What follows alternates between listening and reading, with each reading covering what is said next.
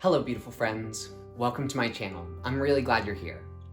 Today's video will explore humility, learning to abandon insecurity and defensiveness, and to instead listen deeply to others.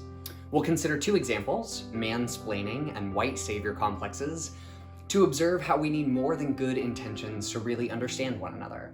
And at the end of this video, I'll leave you with a meditative phrase you can connect to your breath to help remind you to stay open and receptive to all you can learn from the people around you. So a lot of social capital is built on image and ego, which requires that we position ourselves as if we always know what's going on.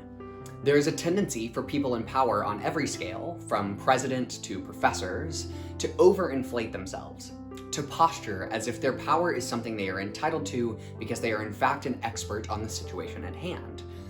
In the case of a professor, they indeed may, or perhaps should, know more than the people they are teaching, but this does not mean they know everything. And one of my partner's favorite games while in school as an English major was to make up book titles and authors, to say, oh yes, that reminds me of Thomas Browne's The Life Beyond, and watch as professors and students alike would nod in agreement of a comment about a book or a person that does not exist. Indeed, this is something that happens all the time, something that I myself participated in many times throughout grad school.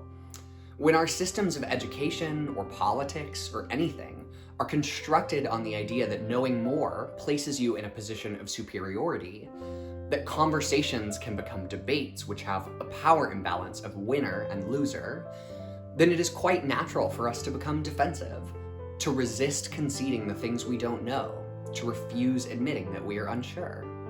What lies underneath this is a fear of rejection, of exclusion, of losing one's social or political capital. And thus, we have created a world where it is much easier to nod along pretending as if you know something you do not, than it is to admit that you simply aren't familiar, that you don't know, that you have more to learn. And there are degrees to this. Nodding along agreeably is a kind of passive overinflation of knowledge, but it isn't hard to think of many active forms as well. We are all familiar with people who have a vocal opinion on everything, who are quick to chime in and dominate conversation no matter what the topic is, and who would sooner blatantly lie than admit that they were wrong or that they are unsure. In this way, the constant avoidance of possible humiliation tends to altogether eliminate any spirit of humility. But humility is a necessary ingredient of learning. If you will not even open to the possibility that there are things you do not know, how can you be open to receiving new information, to changing your mind, to admitting you are wrong? But coping with insecurity by overcompensation only tends to fuel our fears. But in many cases, more accurate education might successfully undo those fears and help us see reality in a more balanced way. Instead, we continue to build an always increasing house of cards and to empower people who speak authoritatively, even if what they're saying is ignorant, harmful, or untrue. And this is one reason we have egomaniacs in power, who may not even represent the feelings of many people they govern, but who sustain their power by cultivating more fear and ignorance. And I don't mean to project my opinion onto everyone, but it seems pretty obvious to me that any person engaged in sincere critical thinking about the collective success of the world, anyone who values the lives of others and is not exclusively seeking their own self-interest, can see how the nation and world are doing right now as a result of trusting fear-based, arrogance-driven leadership. But if you're watching this channel, it's probably not news to you that Trump is an incompetent leader.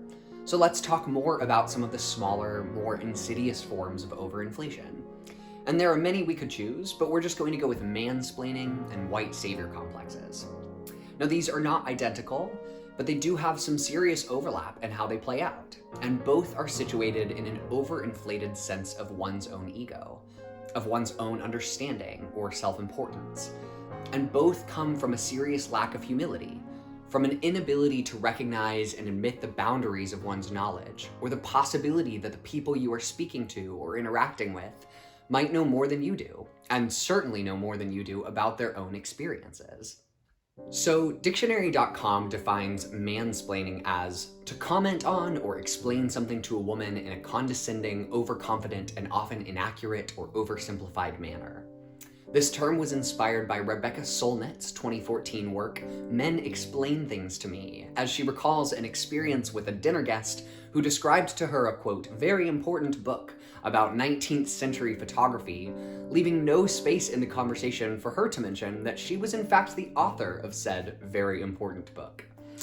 While anyone who has had encounters with men can attest to what Solnit describes as a combination of overconfidence and cluelessness, I frankly believe that overconfidence and cluelessness can manifest in any person of any gender. And just as men can mansplain to women, similarly, arrogant men can mansplain to other, quieter men.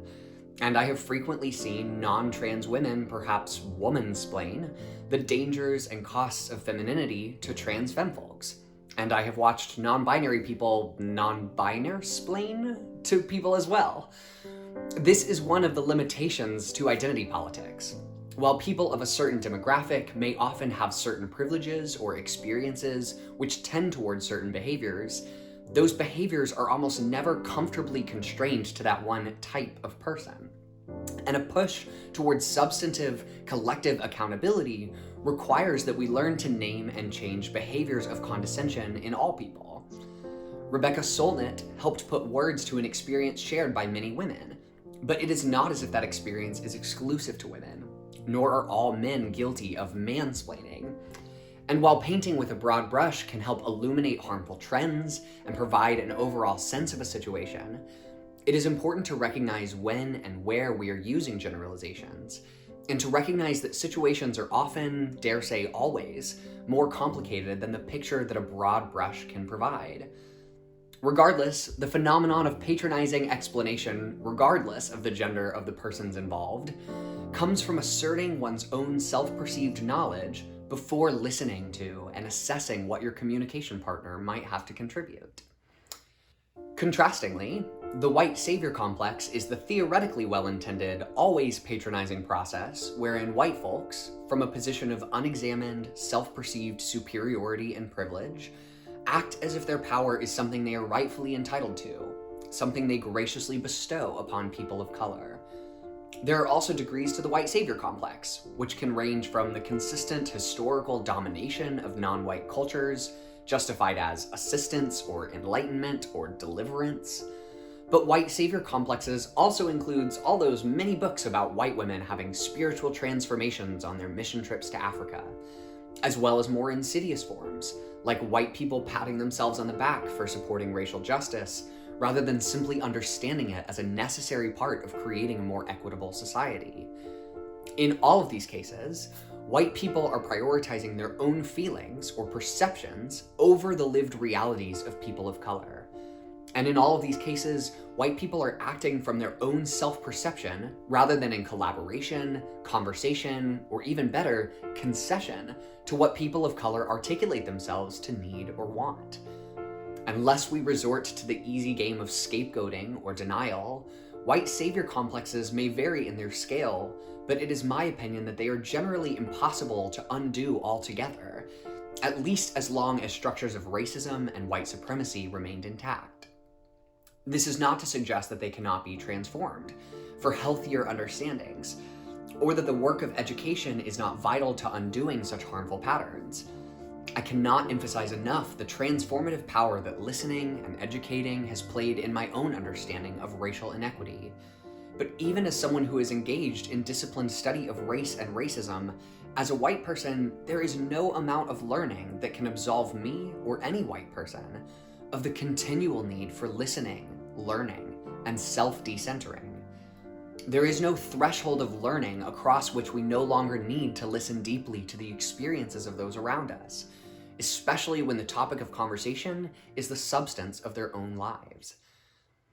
What I am trying to get at with both of these examples is that humility is a posture, not a destination or an accomplishment or social position. If we hope to shape our world in ways that are more inclusive and expansive, we have to commit to stop overinflating our own knowledge, to admit that individual knowledge will always provide a less clear picture than collective knowledge, to overcome our defensiveness and insecurity long enough to listen deeply to one another, and to trust that the people around us have a profound awareness of their own experiences and needs.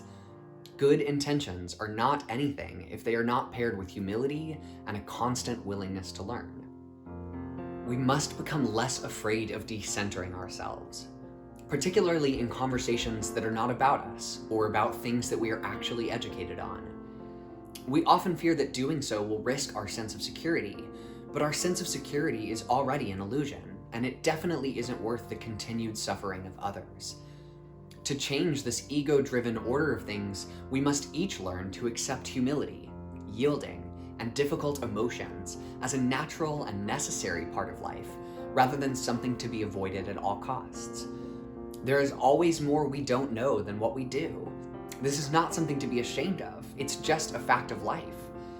No matter how intelligent we become, how many books we read, or how many books we write, there will always be more that remains beyond our individual grasp.